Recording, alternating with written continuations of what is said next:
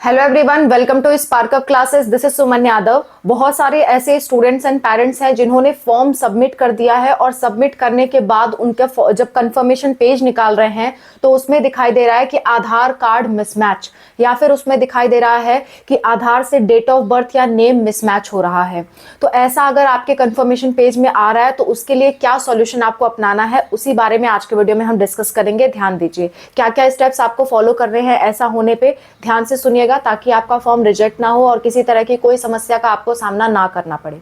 देखिए जरा, इसकी अलग अलग कंडीशंस हो सकती हैं कि किस वजह से ऐसा शो कर रहा है। मैं उन हर कंडीशंस के बारे में बात करूंगी। सबसे पहली बात, हो क्या रहा है, आधार मिसमैच दिखा रहा है, मिसमैच। और आपका फॉर्म सबमिट हो चुका है, आप फीस वगैरह सब कुछ दे चुके हो, कंफर्मेशन पेज भी आ चुका है, उसके बावजूद भी कंफर्मेशन पेज में आधार मिसमैच वाला जो सेक्शन है वो आपको दिख रहा है।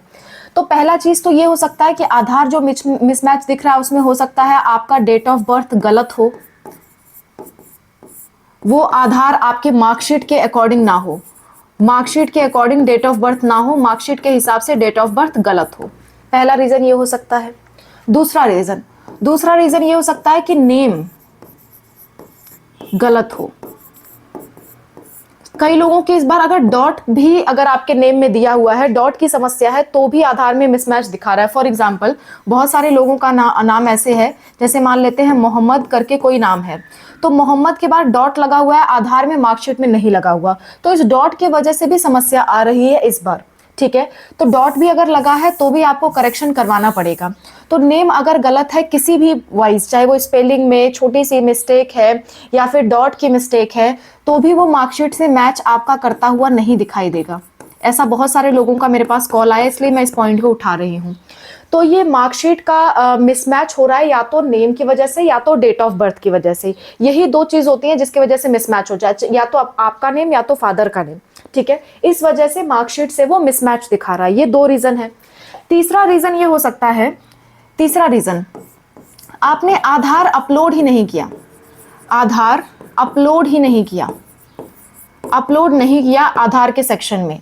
चौथा ये रीजन हो सकता है कि आपने आधार का जो लाइव फोटोग्राफी होती है, लाइव फोटोग्राफी वो आपकी नहीं हो पा रही थी, जिस वजह से आपने एक फॉर्मेट दिया हुआ है, उस फॉर्मेट को डाउनलोड करके अपने स्कूल से स्टैंप लगवा करके अपलोड किया था लाइव फोटोग्राफी सेक्शन में। ठीक है, तो ये 4 वजहों से ऐसा प्रॉब्लम सामने आ रही है। तो इसका क्या सॉल्यूशन है, आपको इसके लिए क्या करना चाहिए? देखिए, अगर ऐसा कुछ समस्या आपके सामने आ रही है तो सबसे पहला काम है, आपने फॉर्म तो सबमिट कर चुके हो, अभी तो कुछ कर नहीं पाओगे, तो सबसे पहला काम आपके सामने क्या है कि आपको करेक्शन विंडो में एक्टिव रहना है। करेक्शन विंडो के समय आपको एक्टिव रहना है। और करेक्शन विंडो कब से कब तक चलेगी? 10 मार्च, 11 मार्च और 12 मार्च।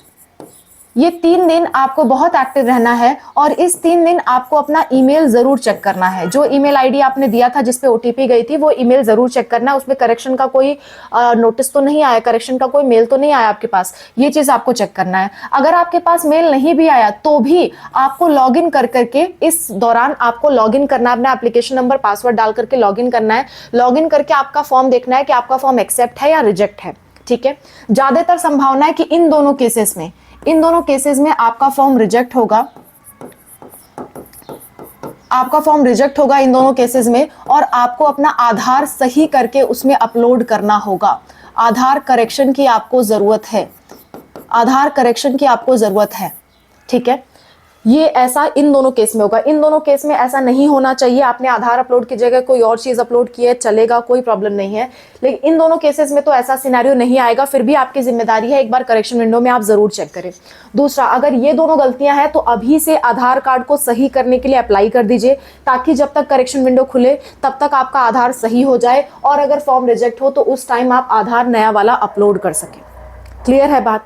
अगर इन केस आपका ये गलत है फिर भी रिजेक्ट नहीं दिखा रहा है, नॉट रिजेक्टेड, तो भी आप अपना आधार क्लियर करवा लीजिएगा, नहीं तो काउंसलिंग में तो जरूर ही प्रॉब्लम आएगी।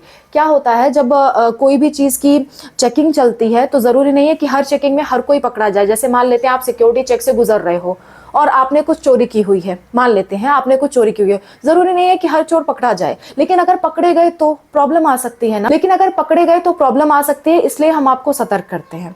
कई बार ऐसा होता है कि गलतियां होती हैं, फिर भी फॉर्म एक्सेप्ट हो जाता है, एग्जाम लोग दे देते हैं, लेकिन अगर पकड़े गए तो समस्या आएगी। तो क्यों ना ऐसा काम करें कि हम पकड़े ही ना जाएं, हम कोई ऐसा काम करें ही ना जिससे हमारा फॉर्म रिजेक्शन के कोई भी चांसेस हो। ठीक है, इसलिए मैं आपको यही सलाह दूंगी कि आपका फॉर्म रिजेक्ट हो या ना रिजेक्ट हो, दोनों ही केसेस में अपना आधार सही करवा लीजिए। ये आपको एग्जाम हॉल में जब आप एंट्री लेने जाओगे वहां पे भी आपको आधार कार्ड दिखाना होता है, काउंसलिंग में भी आधार कार्ड वाली प्रॉब्लम आपके सामने आएगी, तो अभी से उसको शॉर्ट आउट करके चलिए, आपके लिए ही बेनिफिशियल रहेगा। ठीक है, तो ये सारे ऑप्शंस जो मिसमैच से रिलेटेड थे मैंने सारे आपसे डिस्कस कर लिए। आप सबकी जिम्मेदारी है करेक्शन विंडो में एक बार जरूर चेक करें। अगर आप चाहते हैं हमसे करेक्शन करवाना या कोई और डाउट आपके मन में आता है जो आप हमसे पूछना चाहते हैं तो आप कमेंट सेक्शन में भी पूछ सकते हैं। अगर आप कॉल पे पूछना चाहते हैं तो ये हमारा फ़ोन नंबर है 6393798060।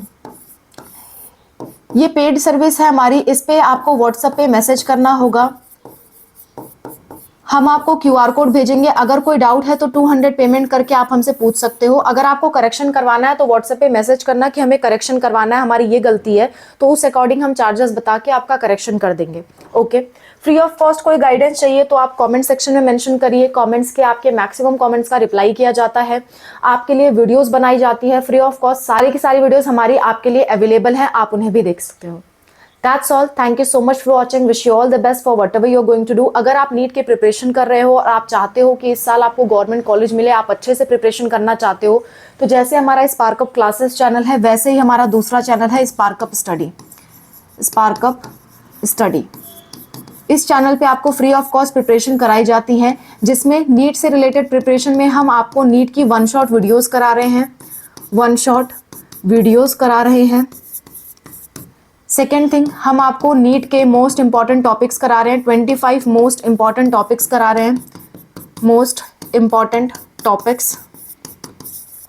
थर्ड, हम आपको नीट के PYQ सॉल्व करा रहे हैं जो कि है मिक्स्ड PYQs, और हम आपको नीट के चैप्टर वाइज PYQs भी सॉल्व करा रहे हैं, NEET chapter wise PYQs, chapter wise PYQs। ये सारे ही प्लेलिस्ट आपको डिस्क्रिप्शन में मिल जाएगी, स्पार्कअप स्टडी चैनल का लिंक भी आपको डिस्क्रिप्शन में मिल जाएगा। और नीट से जुड़ी सारी अपडेट्स के लिए आप हमारा स्पार्कअप क्लासेस चैनल सेव करके रख सकते हैं, प्लेलिस्ट का लिंक अपडेट्स वाला भी डिस्क्रिप्शन में मिल जाएगा। कोई भी चीज़ अगर आप नहीं ढूंढ पाते हो, आप चाहते हो कि हम आपको कॉमेंट सेक्शन में बता दें, तो आप कॉमेंट में लिख दिया करो कि मैम हमें ये प्लेलिस्ट चाहिए, या सर हमें ये प्लेलिस्ट चाहिए, ये वीडियो हमें नहीं मिल रहा है। जो भी चीज़ आप लिख के भेजोगे हम उसका रिप्लाई के तौर पर आपको लिंक भी भेज देंगे।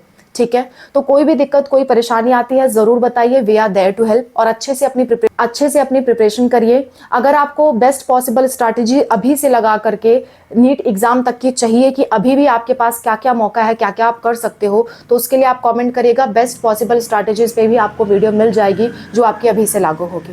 That's all, thank you so much for watching, wish you all the best, bye, take care.